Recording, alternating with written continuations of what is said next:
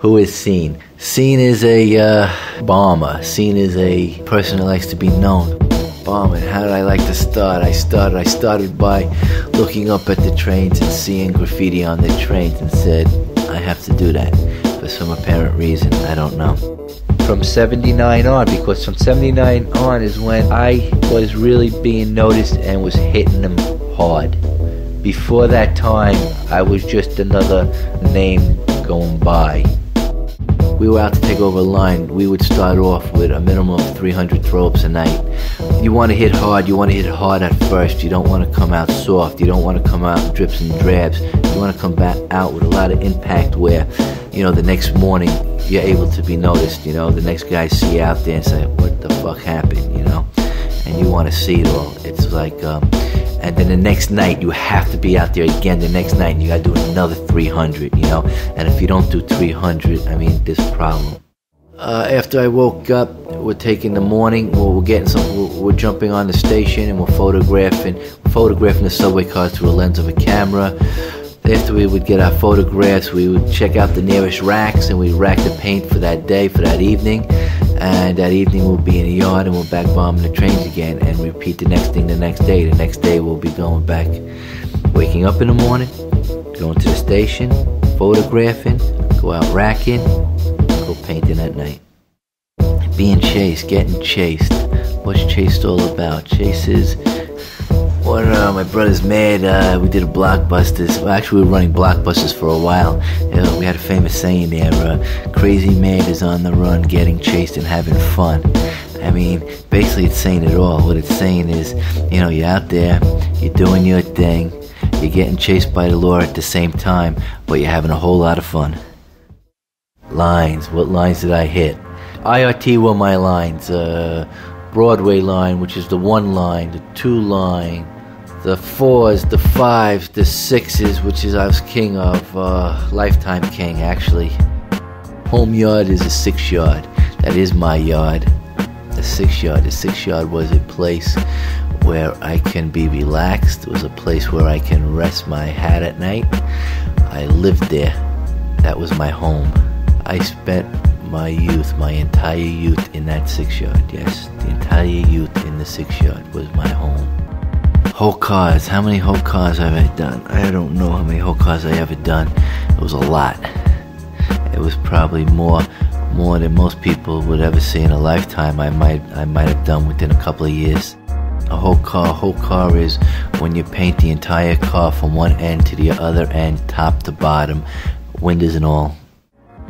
End to end window downs, end-to-end window downs. When you do a whole car from one end to the car to the other end below the windows. Those were probably the best cars that you can do on a layup without have to climb and hurt yourself any which way or stress those bones. Window downs, next best thing to a whole car top to bottom.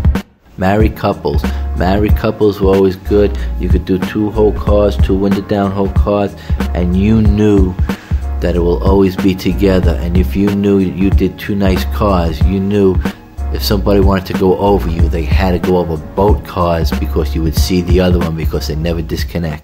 Crossing out, going over, that went on all the time, especially jealous people. Sometimes they would sign their name, but most of the time they wouldn't. They would either scribble, write somebody else's name, or write toy over you just out of pure jealousy. Crews are usually a bunch of guys who hang together and they'll get up it's not just getting up your name as an individual, but you would get up a name as a partnership, which would represent all of you together under one roof.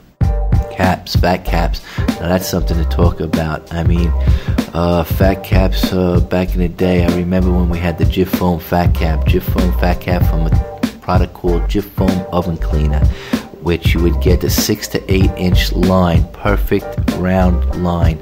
You couldn't beat that cap. Then later on came a cap called Niagara spray starch, over a spray starch can, white cap with red insert. That was the cap.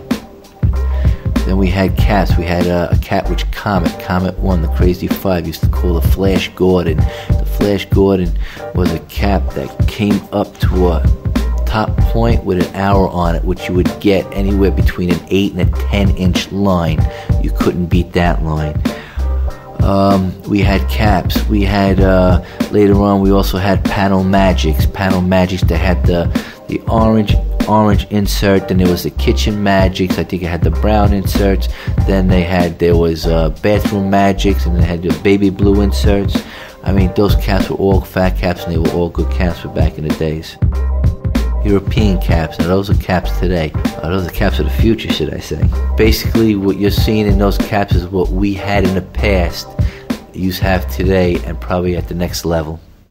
One reason why you're always seeing well-known characters is because I was into cartoons so much, and at the same time, again, it's the name and the character that the public gets to see, and that's something that they don't forget. You get hit in the face and you remember it. Dedication is when you do your piece and you put a cloud there, and you want to shout out to somebody. You put a little dedication, like what's up Zebby, what's up Zibs, the rack. Partners in crime, old-time partners in crime, Brother Mad, Duster, PJ. I mean, that was like the regular crowd. We basically bumped every night. Then there were partners that were occasional partners, like Mitch 77, people like Kel First. I painted with the best of them, Bantu, Blade. We were all out there. Basically all of us out there at that time, there were already big brand names out there. So when we came out, it was like we hit hard. We knew what we were doing, and the next day, the world, the city actually seen it all. The city was bombed. The city was bombed big time. I don't think I'll ever see New York City bombed the way we bombed it back then in the day. Back then, everywhere you look, every highway, every wall, every bus, every subway car, stations, you named it, it was bombed. Definitely all city.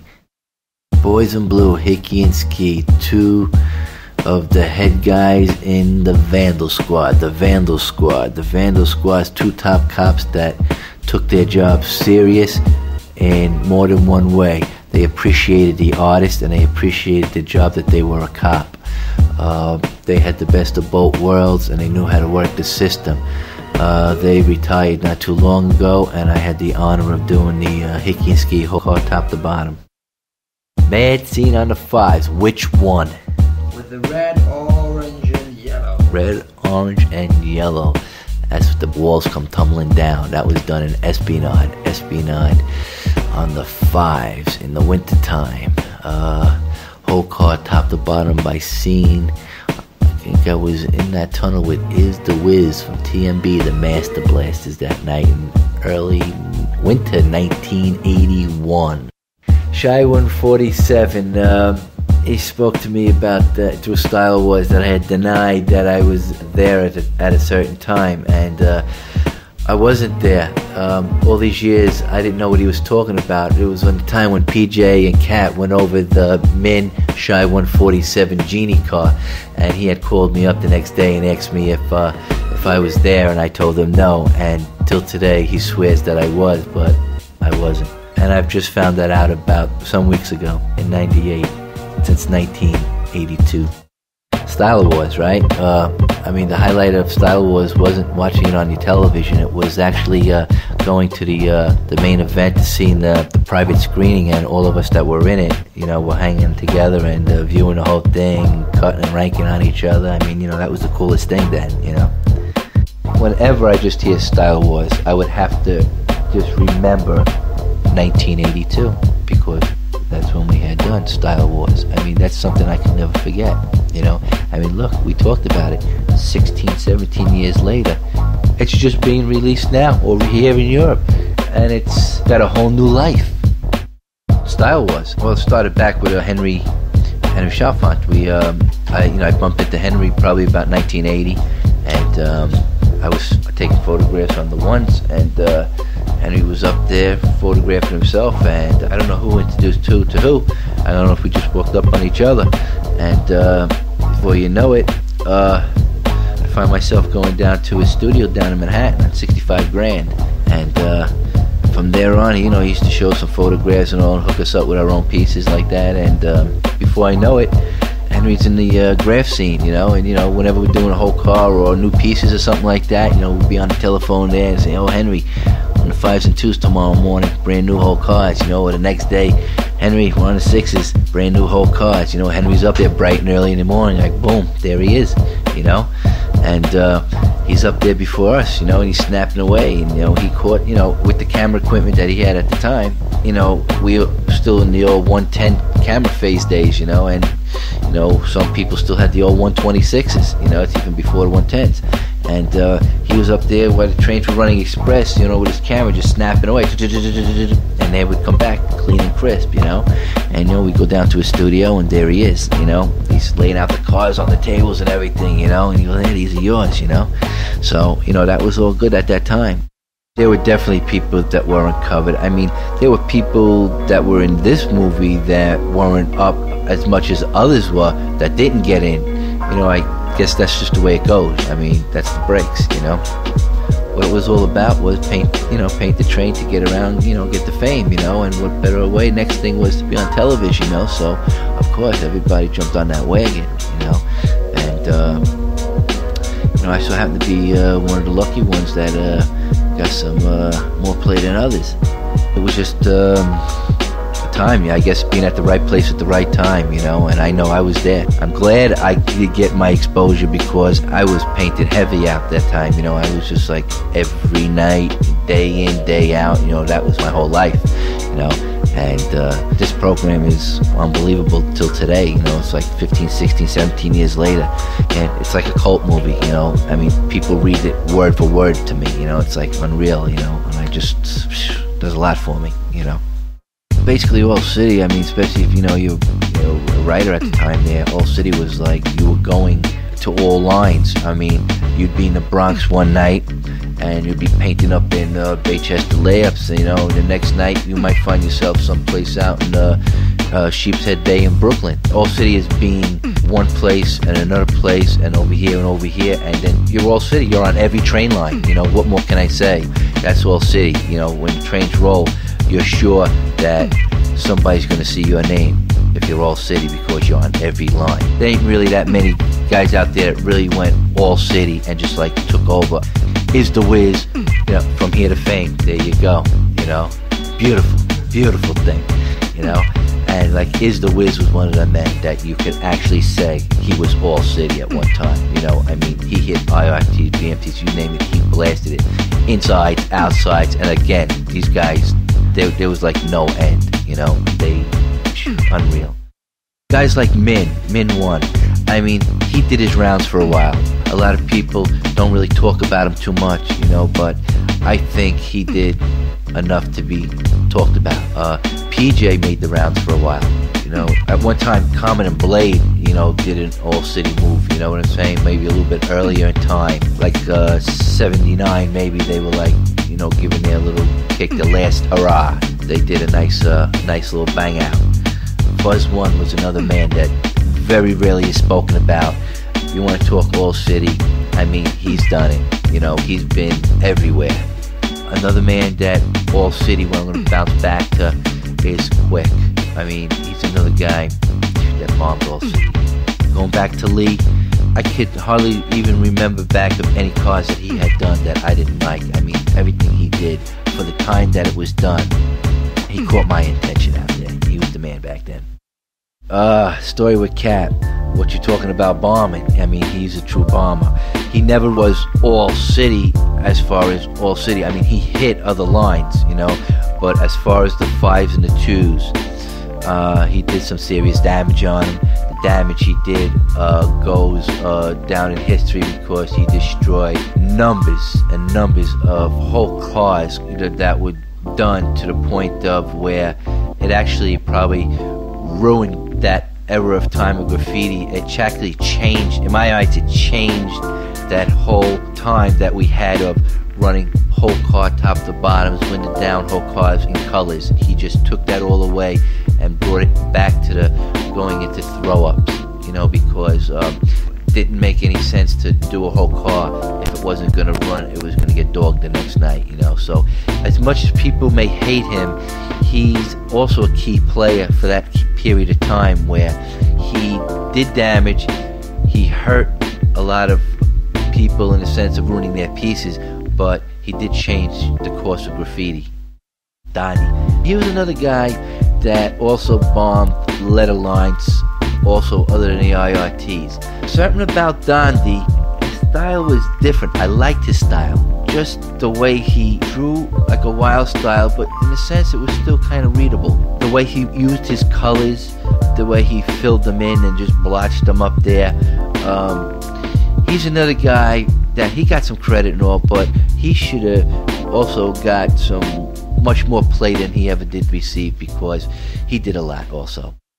1980, 1981, around that time, we did a 5-hole car top to bottoms on the old Gun Hill Avenue layup. Butch and Case, they were to the left of my whole car, and I was on a car with Kel first. And then to the right of me was, I think, Shy 147 and Cars 207.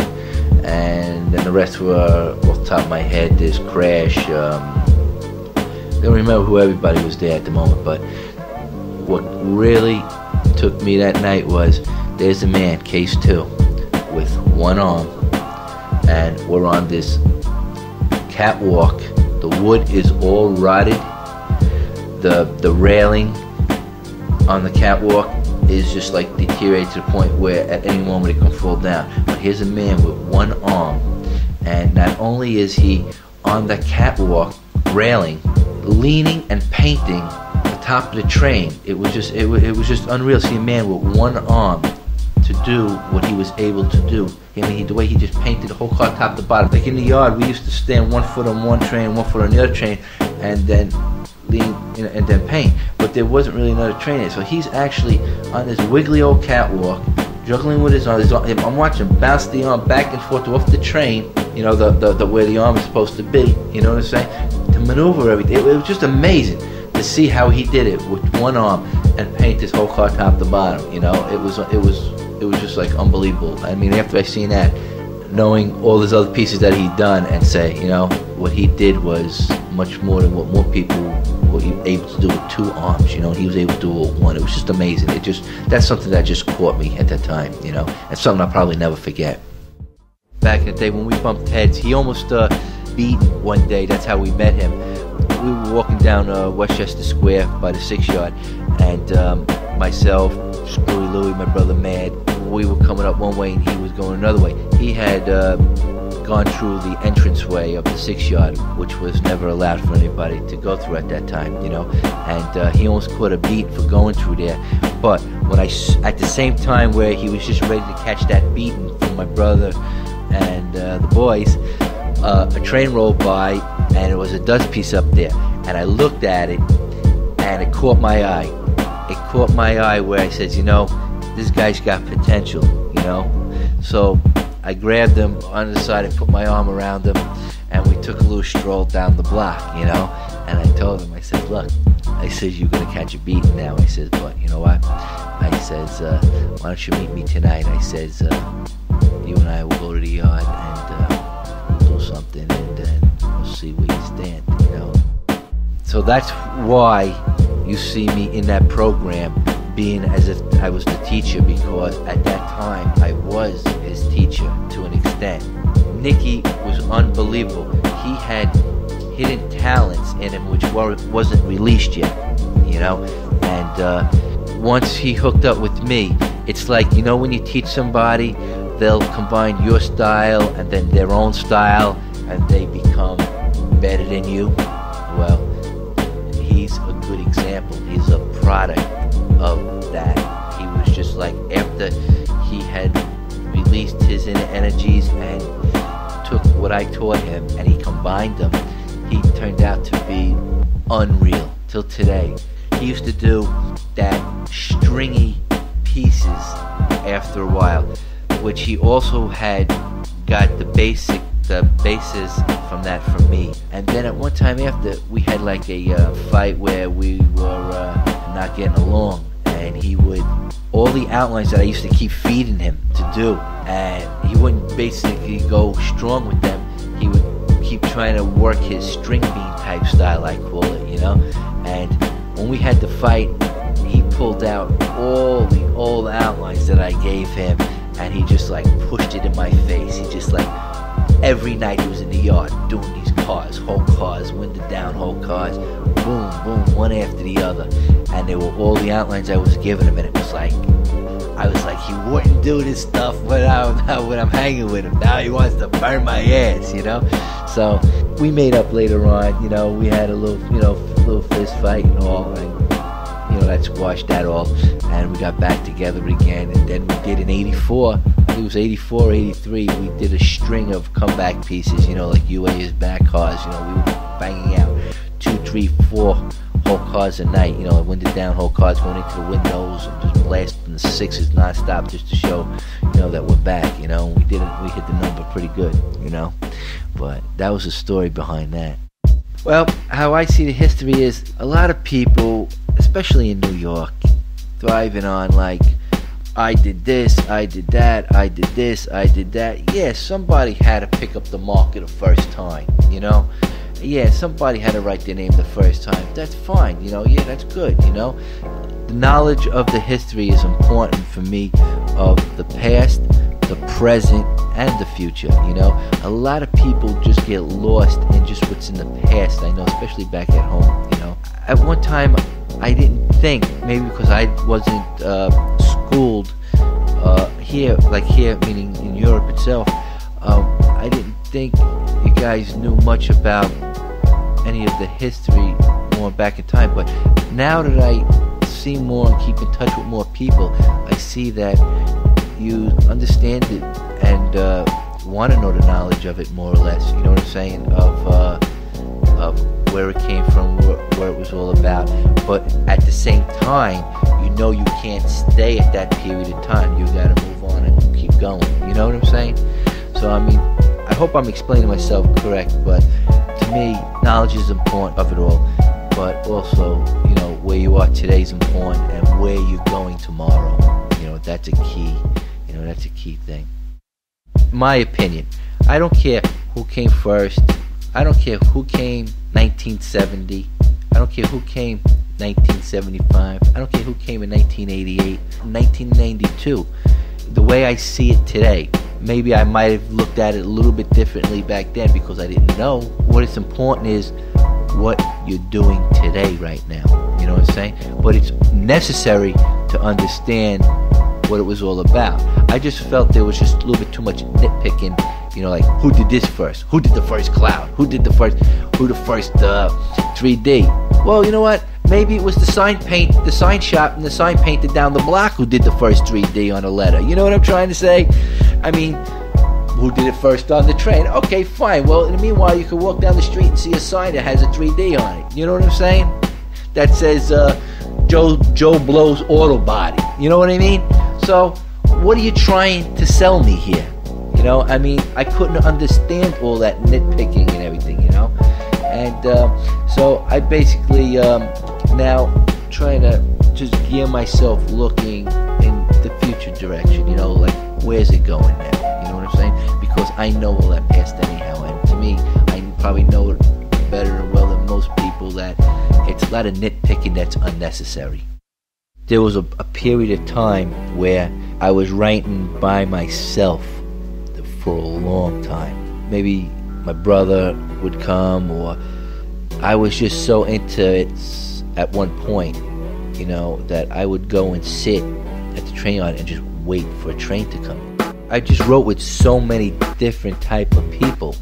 I wrote with people like Case 2, Comet, Blade, Mitch 77, PJ, Duster, Disco, which was the original Med, Band 2 with Zephyr at that time. It was good and it was bad that I met a lot of people. I mean, I really liked it better when nobody really knew me. They just knew the name. That I thought was real important, where, you know, it was more of a mysterious thing. Like, you know, a train would roll by and what you would see is the name Cen, and then another train would roll by and you'd see another name Cen, and then another train would roll by and it would be Cen, you know, and people would say, like, who is that guy? It was a much better feeling. It was like that. than when I started meeting these people. Because once you meet these people, you know, it's cool. You know, you write with them one night, write with them another night. Then, you know what? Before you know it, you know, you get too close to somebody where then you have a problem when you're going to go write with another guy. You know what I'm saying? You're going to go out writing with this guy tonight. You know, like this, then the next guy gets pissed off. Why are you going to write with him? We've been writing together, you know? So then there come all these little feuds and who's going over who and who's fighting with who and yeah, this and that. I'm going to dog your piece tonight, you know? So I liked it better when I was doing my thing. And that's another thing too is Tracy 168 said something at one time was you know, it's a shame that we all start writing more or less at a younger age, and the most writers at the time that they get good, they quit after that. It was like they're gone and walk away, you know, it's finished for them. That's at the point where I see that, you know, you should go on, because now you got to that next stage, you know, now you got to take that next step. It was a true statement, and I always think of that all the time when I see a lot of old timers. What does it mean to me right now? I made a decision basically at this stage of my life where it will be my whole life. It's like I don't see myself at this point ever doing anything else that doesn't involve graffiti in some way. I mean, not just say the word some, I'm talking a really good amount. I mean, it has to be graffiti related, otherwise I will just have to walk away from it, you know? I mean, graffiti now, it's like heart and soul, it's in me. And seeing where it had gone now, I mean, look around the world, it's like unreal. I mean, it may have died in New York, but it's still living, you know? It just may not be in New York at this point, and it's still growing, and it's still making these different turns. It's still going, it still has plenty of growing power yet to go, you know? So I'm here, you know, I'm here to the end, the end. All city means to me is when you bomb everything in sight. I mean, everything from your closet door.